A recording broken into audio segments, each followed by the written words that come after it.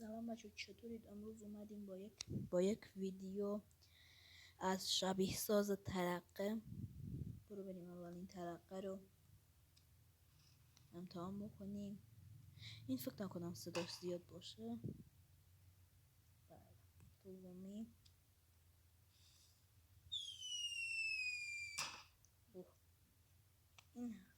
این یه ذره از اول یالا بهتر بود. سومی بچه این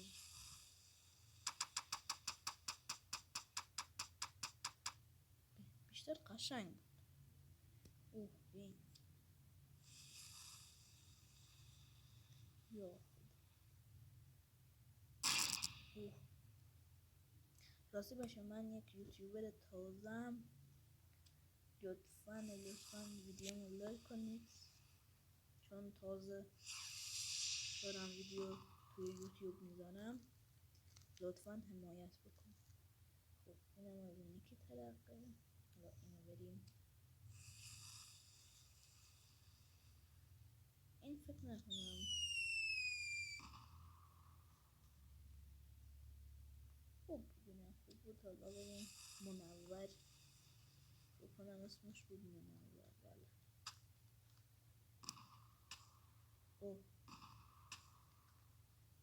این بیشتر قشنگه بچه. راستی بچه این شبیه ساز ترقه 4 فصل داره.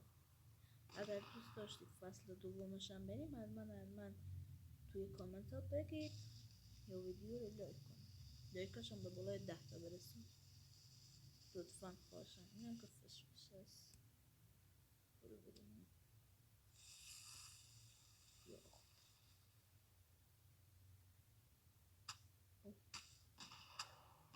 چه قشنگه.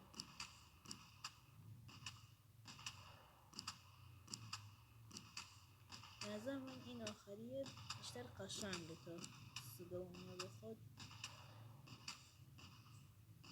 تنبله. پس لایک این ویدیو یادتون نره. سابسکرایب ببخشید یادتون نره. تا یه ویدیوی دیگه فعلا خدا یارو نگهدار.